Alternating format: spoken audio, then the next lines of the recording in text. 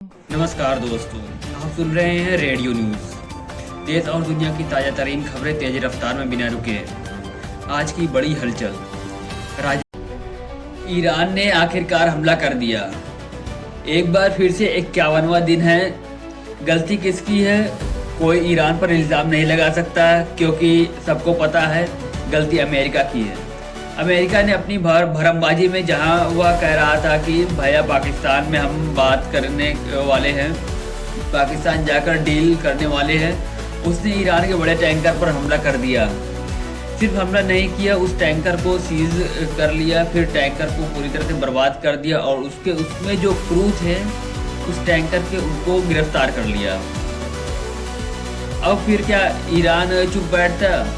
Iran ने आधी रात गुजरने के बाद भारतीय वक्त के मुताबिक बता रहा हूँ, अमेरिका का एक वारशिप अगर टैंकर होता तो छोटी मोटी बात थी, लेकिन अमेरिका का युद्धपोत जिसे टारगेट किया है ईरान ने, और ईरान ने खुद ऐलान किया है, ईरान ने अमेरिका के युद्धपोत को निशाना बनाकर ड्रोन लॉन्च किया।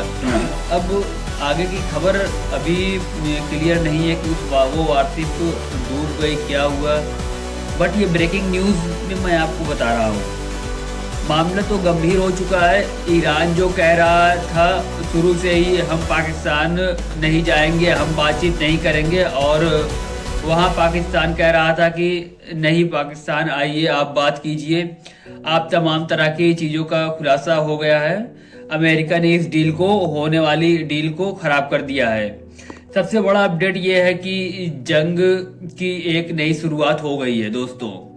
ईरान गवर्नमेंट ने इमरजेंसी में जो स्टेटमेंट जारी किया है आपके सामने है, जिसमें ईरान की गवर्नमेंट ने कहा है कि हमें मालूम है कि अमेरिका इजराइल हम पर हमला करेंगे, क्योंकि 2 बार बातचीत के दौरान उन्होंने हम पर हमला किया था।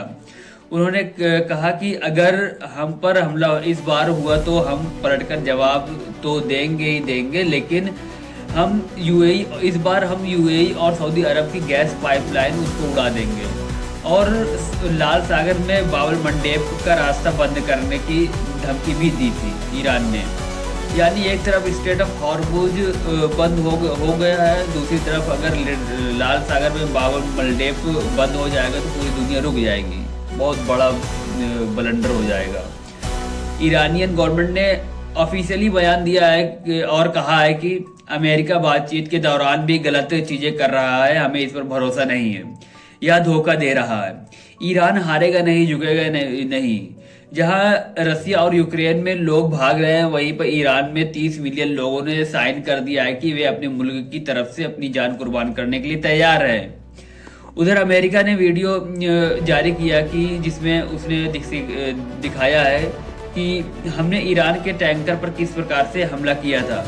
न्यूयॉर्क टाइम ने छापा है कि ईरान काफ़ी सस्ते ड्रोन और मिसाइलों का इस्तेमाल कर रहा है। ईरान खाली 20 से 30 हज़ार डॉलर का, और उसे रोकने के लिए अमेरिका 2 से 4 मिलियन डॉलर का इंटरसेप्टर का इस्तेमाल कर रहा है। इसलिए ईरान की जीत हो रही है। उधर भारत का भी बयान आया है कि वह डीपली डिस्टर्ब है जो ईरान ने हमारे टैंकों पर हमला किया है, और इस बारे में हम ईरान से बात कर रहे हैं। यूएई को टेंशन है कि जंग बढ़ी तो उसकी करेंसी नीचे न गिर जाए। ईरान की जंग ने सबको एक कर दिया है, लेकिन सऊदी अरब, यूएई अब भी एक दूसरे से दुश्मनी बनाए हुए हैं, क्योंकि जब सभी की डेलीगेशन एक के पास खड़ी हो रही थी तो सऊदी अरब और यूएई की डेलीगेशन एक दूसरे से बहुत दूरी बनाए हुए थी, जो ये शो करता है कि अभी भी इनके अंदर कुछ न कुछ तो है, और उसका इस्तेमाल करके अब वह जीत रहा है। जैसा कि न्यूयॉर्क टाइम ने अपने आर्टिकल में छापा था कि ईरान ने यूक्रेन और रसिया की जंग को स्टडी किया है और अब उसी का वह इस्तेमाल करके अमेरिका से जीत रहा है। इस ब्रेकिंग न्यूज़ को आप शेयर कीजिए, दुआ में याद कीजिएगा। जय हिंद।